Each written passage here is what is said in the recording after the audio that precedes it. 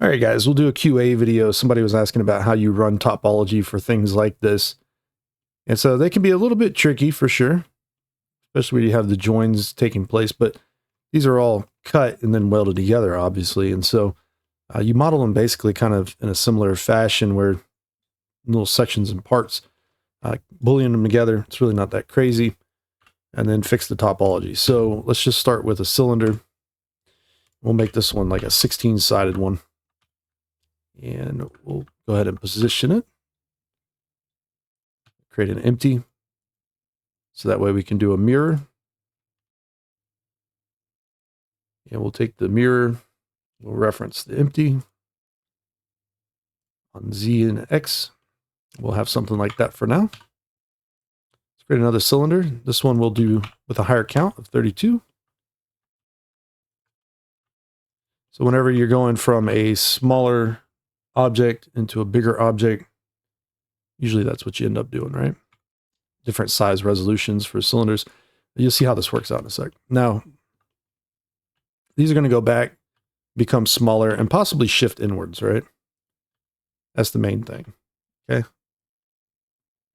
And this one is actually going to run all the way up, somewhere like that, maybe. Eventually, these kind of move inwards. You might not get much smaller, but for simplicity's sake, we'll make them a little bit easier to work with. But it'll be something along these lines here until the point they disappear, basically, right? Let's just try to get it right. You get it all the way in the surface, like so. Adjust accordingly. All right, and what we should have happening here is that they should kind of line up with each other a little bit. You see like the edges? So we can move it around a little bit, try to get it to work out better. This one we can move out like this. Now, this is where the fun kind of begins, because like we can go through this and we can do Booleans. We can combine it together, make it all work out. Let's duplicate everything. So Shift D, right click, convert to a mesh, move it out. And we have a couple options here. We could do the Boolean destructively, Bool tools, Control Shift B if you have this add-on enabled, and you can do an auto Boolean union, boom, just like that. And this is where it gets interesting because there's different ways you can go with this. You can try to clean it up and turn it into a subdivision mesh. You could try to quadri mesh it, or you could try to retopo it if you wanted to. Depends on how crazy your combo is here. So like right now we have symmetry. It's only 4. It's not really that hard. But if it was something like asymmetrical and it was 3 or 5, it would be probably the most challenging. If it was symmetrical and it was 5 or something, you would just radial array it possibly after you fix things. It's a little bit more challenging then, but for now it's going to be one of the more simplistic setups. So either way you go, it's kind of good. Just Boolean it together. And if you have Mesh Machine, you just click an edge, alt click it. You should be able to get a hold of this all the way around. And if not all the way around, you know, go through and make some selections here. If it will let us, for whatever reason, it keeps selecting the face. I think that's a bug, actually. Anyways, but we select that whole loop, basically, if we can. In some areas, we might have to merge first, actually, by the looks of it. Because we're trying to get a hold of this one here. But we could run Mesh Machine, if you have the Mesh Machine add-on, do Boolean cleanup. Save you a little bit of trouble just to kind of merge some of these things together, right? Very quickly. And usually that works well, so not too crazy. And then now we're in a good spot. If we want holding edges, we could possibly bevel it, but you see we might have to clean a few things up further as well, because these are just running down here. I don't know. I don't think that's going to work for us right now. Let's just cut, do that. And see if we can fix the other side too. I just want enough room to bevel. Okay. Around, select it all again. Bevel it. See, sometimes the bevels go a little crazy. This happens. you know, loop slide on and off can sometimes help. In our case, it's just an extra little piece there. Once again, so we do have to maybe go through, select it all, get it going again, right? Back and forth we go, but we'll get there eventually. And these are a little bit of a softer transition. They're not necessarily like a hard edge. So you could do a chamfer. You don't necessarily have to always use 2 segment bevels and do a sharp holding edge or nothing like that. It's not always needed. And we can see like these two here. We could possibly also like start wrapping things like this around as well, if we think it will help us, because it's just going to look nicer. You just use a knife tool and go to town. You can see how that works out. So if this subdivides now in that area, those should be pretty good right there. The rest of it's falling apart, but that, we can fix that. And so right here, you can see this wants to go to the center. And our center, like right now. So I'm going to symmetrize using Mesh Machine. You just go to Mesh, Symmetrize. You can also do that, positive X and negative X, or whatever you need. So in our case, negative X to positive X. And then we'd want to go down with it too, so you'd have to do it again. Mesh Machine, it's much quicker. Just Alt X, boom. Down there. So we got a center point, which is good. And so things like this, we can just hit J, join them together, or Machine Tools is Control 2 or 2 or something. Yeah, I changed the shortcuts on Machine Tools, so it's kind of, mine's might be a little bit different, but we'll leave the triangles for now. It's not the end of the world. Triangles can be used sometimes, and you'll have to look at your mesh and determine if it's working appropriately when doing stuff like that. So you can see we could go right to the center possibly, or in our case, it's probably better to do this number. Okay, so sometimes you want to change the way the topo kind of works or flows. Yeah, there you go. So in a much better position. This here, this confuses a lot of people when they see me modeling. I'm going to inset, right? I'm going to inset again. I'm going to merge at center. I'm going to do a triangle fin. Now, you've seen plenty of tutorials where they say you need to grid fill everything, right? Great, but when you do loop cuts, if you ever run across that, it does a loop all the way around the model, creates a spiral, whatever the case may happen. Don't do it right away. You can leave it blank. You could leave it an N-gon, or you could do a merge at center. I personally like to do the triangle fin. It's just preference, but I need a holding edge back here. So KCA, we have N-gons, so that won't let me do a loop cut. We'll just cut that up real quick. All right, same process over here as well. Machine Tools add-on makes this really easy. Inset, inset. Inset one more time, or you can press X and do a collapse edges. It's the same thing I'm doing with Machine Tools when I say merge at center. Collapse selection, basically. KCA it. Boom. Cut all the way across. There's a holding edge. Might not want another one down here. It looks like we will. So whenever you make these kinds of things like this, you can see we can just move it back and forth. It's not the end of the world. Might need another one right here, but we got possibly an N-gon taking place. Okay. Another KCA. Hold Alt while orbiting to jump into ortho views. Makes life easier. We'll tighten that one up quite a bit because we could just run this one to right there. And that should work out okay. It's going to become a little bit of a soft shape because we don't have a lot of resolution to the cylindrical aspect of this shape, which is okay. It really isn't required to always make things like super sharp. When you're making things like, in this case, more along the lines of the header of a vehicle, right?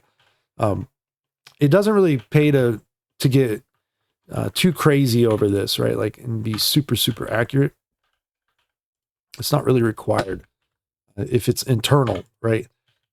Unless you're doing some like real close-up shots of something failing and some kind of VFX animation or something. But in our case, if it's just a game model and we're going to bake this, we don't even have to necessarily do all of this. It's possible that we could try something like quad remesher, see if we get a better result out. You saw something happening there. It was a little goofy. I didn't attach those apparently. So something like that would help. But yeah, we can get a shape like that going relatively fast. We'll join these two here. Okay. And so, you know, triangles happen. Sometimes they're unavoidable. Like we could try working that out by running another edge down here, but maybe it's not really what we need either. Sometimes when you have collapsing sections, it works. You might need those poles to do that. And you'll have to play it by ear, turn optimal display off, and just kind of see if it's doing what you expect it to do or want it to do. In our case, like if we tried shifting this up to collapse it to a quad, we're going to have like a weird flat spot here. So we don't want to do that. If we start running it this way, it becomes too dense, potentially. It technically looks better, but it might be too dense. So if you find the triangle useful to collapse it, then do it, right?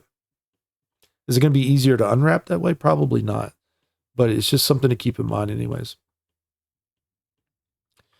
Right, so, we get something like this going. This wasn't hard. Like, it's a lot easier than you probably thought. Now, of course, there might be other things taking place, or like the interior section here. I don't know, because I can't see it in the reference. But you might have to work out some additional things here, possibly, to make it look more accurate to your reference images.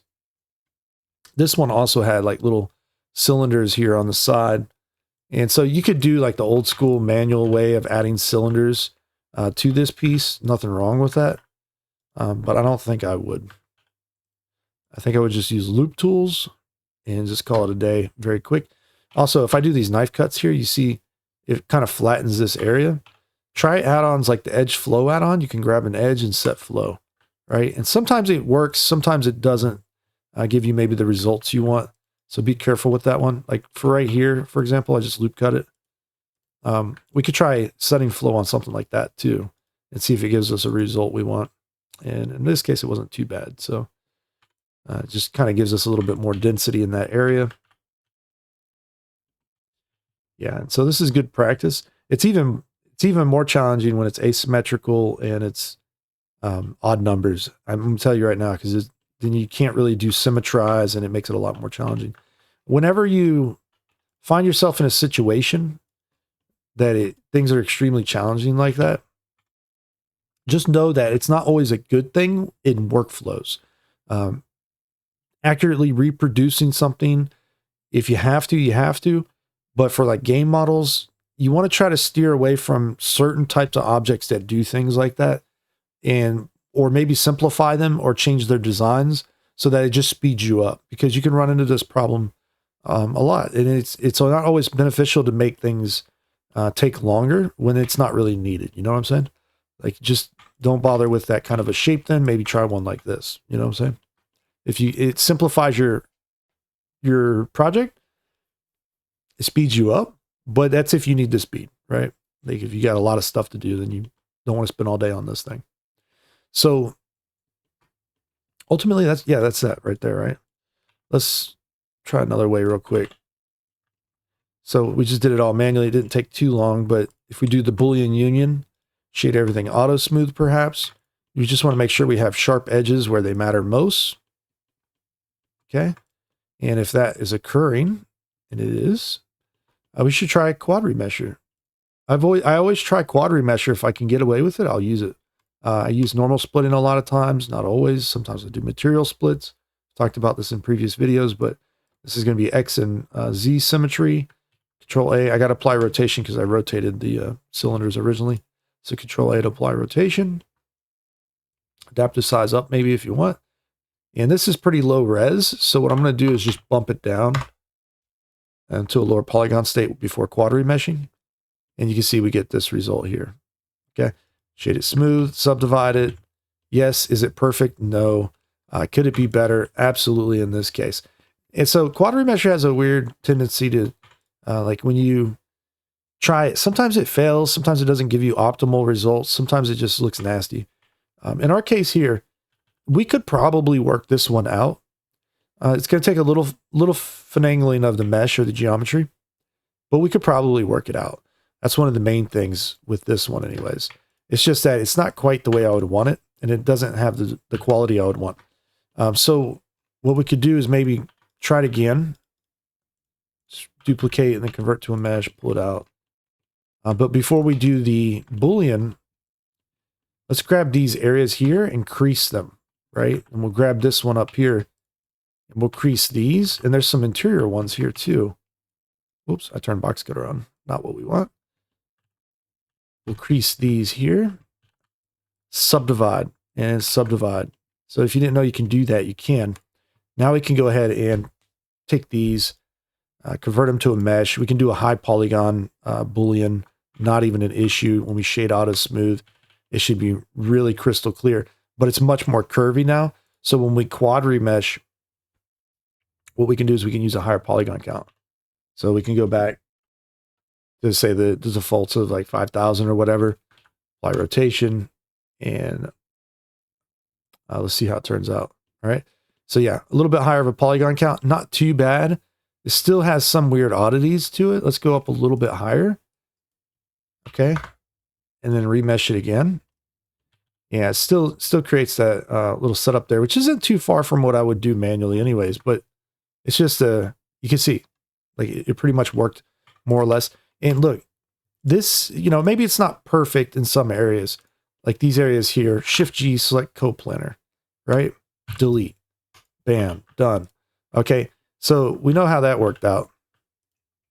Now we can grab these areas, and we got to do them one at a time. But we could try something like Control F, and we can do grid fills, right? Or we could just press F first, or press A and then F. You see? And now we could do like an inset. All right. And we can do an inset, and we can delete all of those, and then we can grab one at a time and do grid fills. And we just want to offset them so that they make sense. And you might have to change the span amount too. Try it up and down and changing the offset. You can see like this one, the span amount's way different here. Why it decided to go crazy, I don't know, but it did. And so we'll do one less. No, one more. And over, there you go. So you'll get the hang of using that before you know it. That's really simple. I still don't think I got it quite right. And as you can see, it's not. It's a little bit different, isn't it? So let's check something real quick. Let's check. This is why you turn on scene statistics. I just used the one over here. All right, so statistics, boom. But the main thing here is I want to check these real quick. And we're looking at vertices. So it's like 36, 36, 36. And I'm alt-clicking on these. 36. Okay, so they're all the same geo. Are they laid out exactly the same? That's the question. It may or may not be, but you know what? It's a symmetrical object, so we can just symmetrize, right? Boom. And now it'll all be symmetrical. Cool. So, all right, we got that done. I had symmetry on over here, but sometimes it still doesn't seem like it always gets that right. So just in case, we'll symmetrize it like I did. And now we grid fill. We set one of these up as correct as possible.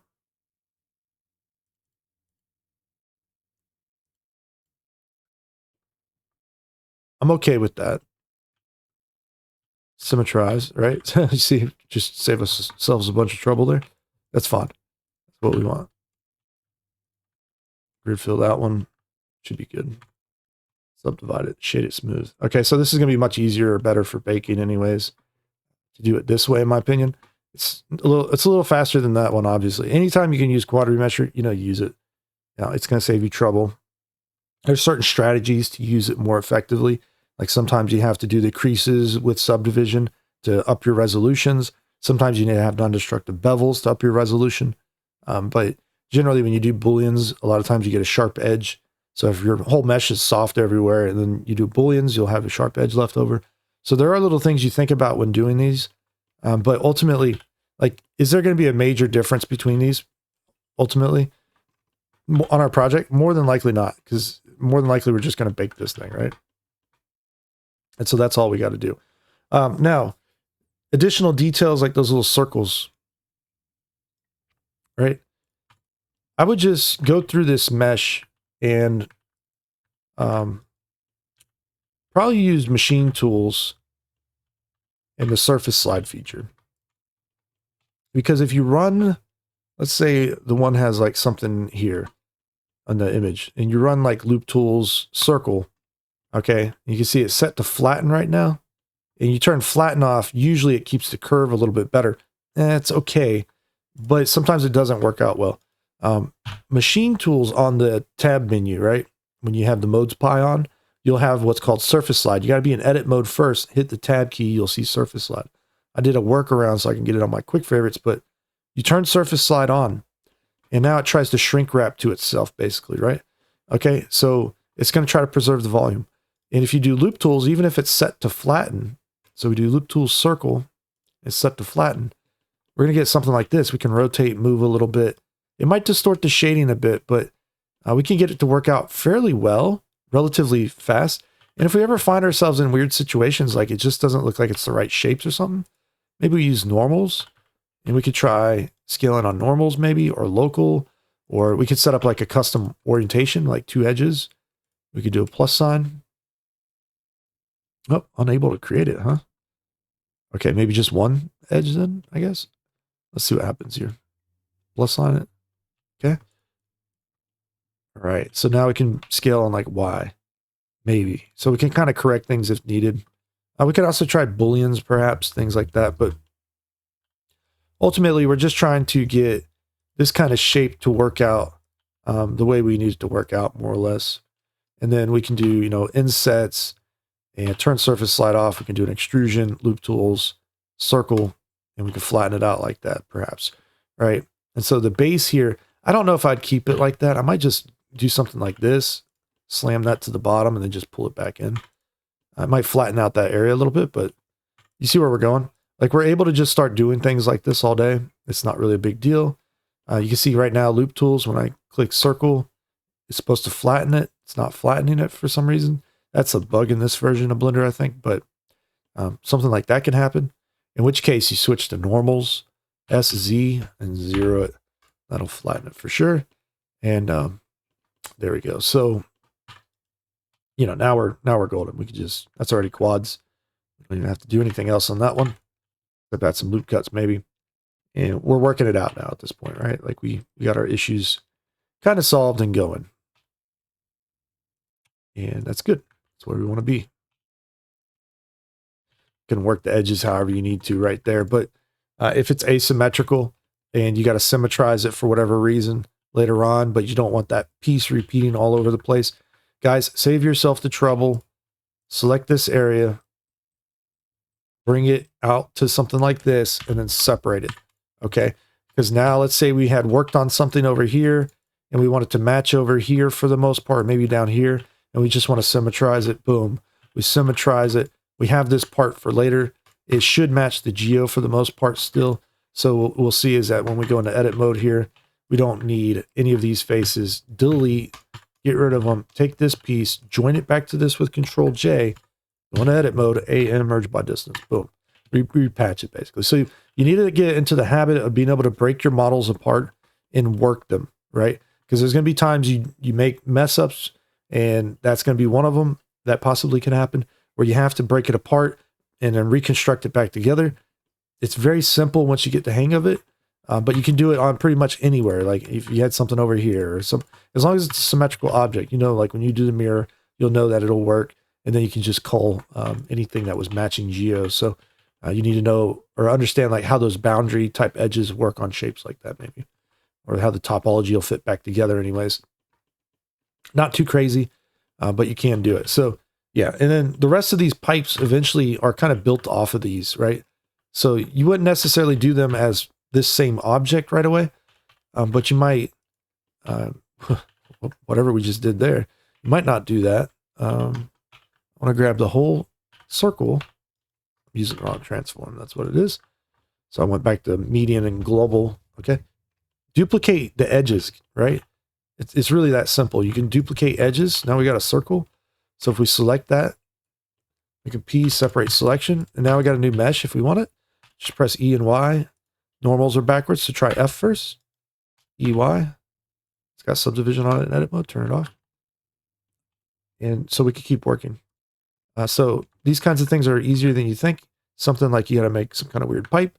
Control click. Okay. It's really that simple. Control click if you need to.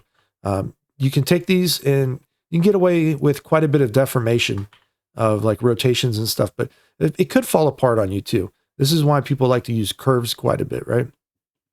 Just make sure your curves have the proper amount of segments. But there's kind of a fun thing you can do here too. So if I grab all of these rings, right? All of these, we're grabbing the little sections here. So remember, select loops, rings, boundary loops. This is super important selection methods.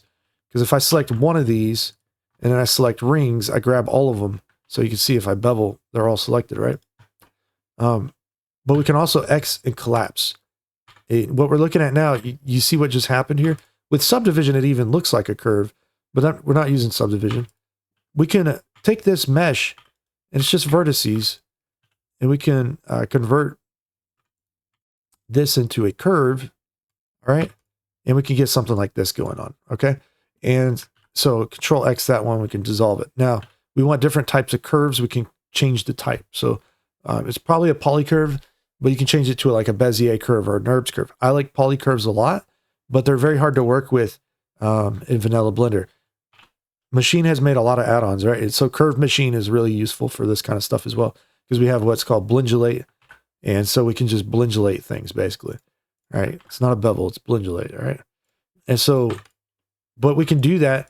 But if we ever need to change something somewhere, we can blingulate back to nothing, basically unbevel it, and we can move things around and then do it again. You see what I'm saying? So like if we ever need to subdivide, select 2 points, subdivide, create a curve, and we can do this all day. We can even grab through like this area, probably hit Control B, yeah, and it kind of smooths it out. So blingulate's really cool. It's actually really great, and you should use it if you can get a hold of this add-on. It's pretty cheap as well. So you see, like that's not working, and I'm getting an error now because I pressed the wrong button. But subdivide here, GG twice. You can also GG twice these now, which is awesome. And blingulate, there you go. See? So we can repair things real fast. And then later on, we just go ahead and adjust curve, or excuse me, in edit mode, we can use a curve machine, and we can add depth, right? And do this number basically. So these are probably going to come out at even amounts. Let's see, when we change the resolution here, we can kind of finesse it and get it back to a 36 side. If possible, it's going to be hard to tell on this one. Or whatever this is now, it's maybe even higher than that. So it might be like, I don't know what it's at, to be honest. Let's see. Is it 36 still? Yeah. Subdivision makes it look smoother. It's messing me up. Anyways, I think you get the idea, though. I don't think you can count the segments per se.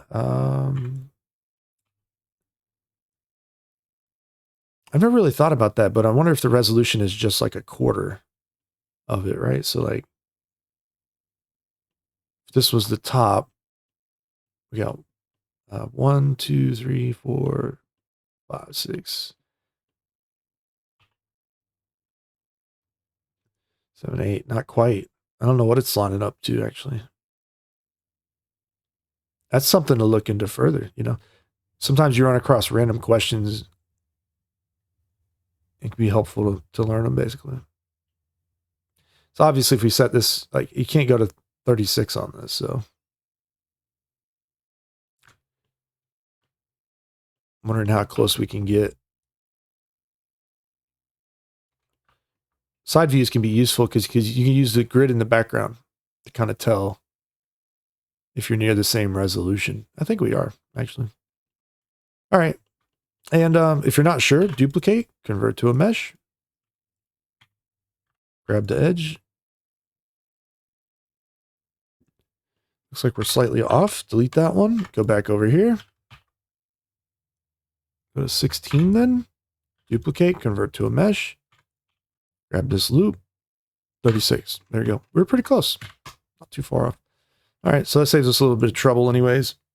And right, and so from here on out, if you want to do welds, you can do it in Substance Painter. It's not impossible. You can try to model them. You can try using floaters.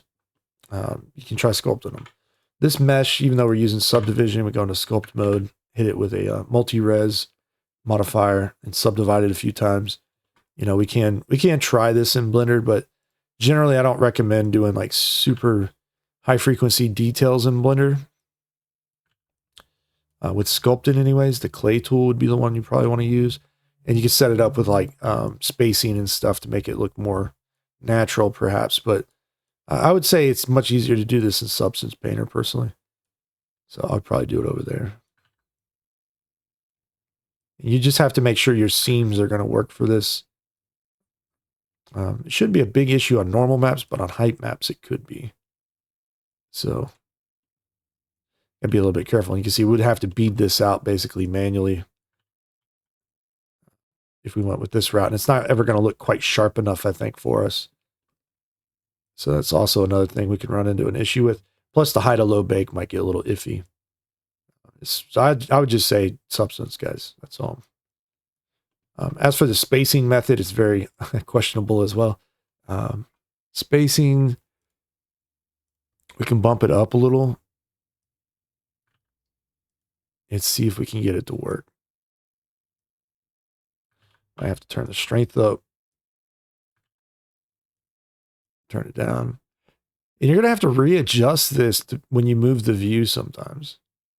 And it doesn't always quite give you exactly what you want either. So it's one of those things. It mimics the idea of a weld. And, you know, the untrained eye probably wouldn't notice anything, but yeah, you'd see, we'd have to eventually like wrap them all the way back, like one on top of the other or whatever. It's because we're changing our view, the size of our sculpt tool changes. So it gets a little bit hairy. Yeah. And that's not to say that, you know, there's bad welds out there that change size all over the place, but it's just, it's a little finicky. And, you know, multi-reses, by the way, and when you do that work, you can still symmetrize it again if it's symmetrical. And what we'll see is that it'll usually, for the most part, this works out. Sometimes you have issues on the seam in the middle or where you symmetrized. You might have to use like the multi-res eraser and work some things back out basically to get that maybe little issues to go away if they're there, which we don't really have any, so it doesn't make as much sense, but you get the idea. So yeah, there's all kinds of ways of working with 3D, guys. It depends on what you're working on. VFX games, low poly. It depends on what strategies you're most comfortable with. Personally, I'm obviously I've practiced lots and lots of just standard modeling and subdivision modeling, so I'm very comfortable with those for the most part. A little bit of sculpting goes a long way, but retopo also, it's just like more subdivision basically. So I can kind of choose and pick which technique I want to try to use. Retopo will work on this, especially if it's asymmetrical, it works better. But for when it's more symmetrical, it needs to be super clean or something like that. Standard poly modeling subdivision, probably your better bet. You know, and when you hear these guys saying there's workflows, right? Boolean and workflow or subdivision workflow or this, don't look at them like that anymore. You know, when I was learning modeling, it was only different tools, right?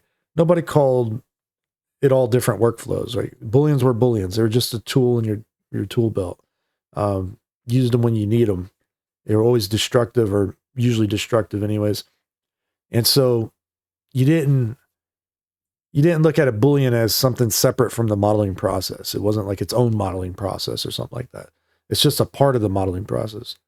And it's the same with subdivision. The same with sculpting. It's all modeling at the end of the day. So just, you know, practice modeling, and then you'll have a better understanding of like standard modeling with quads, potentially how to work with triangles, n-gons, n-poles, e-poles, all the topology fundamentals I was talking about. And then you get to this point where it all like works together almost. Like it's really about when you look at an object, you're thinking like, what would probably be the best strategy for this one? And you get so used to it, like you might pick the wrong strategy. You might have to stop midway and then try the other idea out. It doesn't always go smooth, but like if it doesn't work, you try something different, you see? And you have you build up your knowledge of all the different tools. You can try those different things. And you don't learn everything with just hard surface, right? So like if you're really interested in just doing hard surface art, sure, it's helpful, but there's things you can borrow from like character modeling that also work on hard surface, especially when you have like a mix of like curved and hard surfaces, right? So a combo there, which usually good design, by the way, has a mix of. And so, yeah, I mean, practice modeling everything. At the end of the day, it's triangles, vertices, edges. Okay. That's it. I mean, that's what 3D models are. So I don't care if it's a character or an animal or hard surface. At the end of the day, you're making like a paper mesh, if you would, like folding paper up at really small creases and everything to make a model. I mean, that's the way 3D behaves. It acts like paper that is non-physicalized at first, like so you can intersect it with other paper, basically, which is crazy. It's like magic, right? If you were to try to do it traditionally with paper, yeah, it would be magic, sending one object through another object. Anyways, but I think you get the idea. This process, it take a little bit of time, but it shouldn't hold you up all day, and that's the main thing. You don't want it to hold you up all day, so you can just get work done and move on. I mean, there's no need to get too crazy with all this stuff. And you do run into this setup not only for like vehicle parts, perhaps, but like just other random things, like when you're working with like hooks or tables, chairs, things like that. I mean, it can happen quite a bit where you just have these different little bars kind of weld together or kind of merge back together anyways. So yeah, do practice this one. It's fun. And then practice the wire, the kind of like bent wire outdoor patio chairs, those kinds of things. Those could be maybe useful to you as well. Anyways, those are like tack welded together or something like that, right? So anyways, that's it for this video. I hope you enjoyed, and check you out in the next one. All right, take care.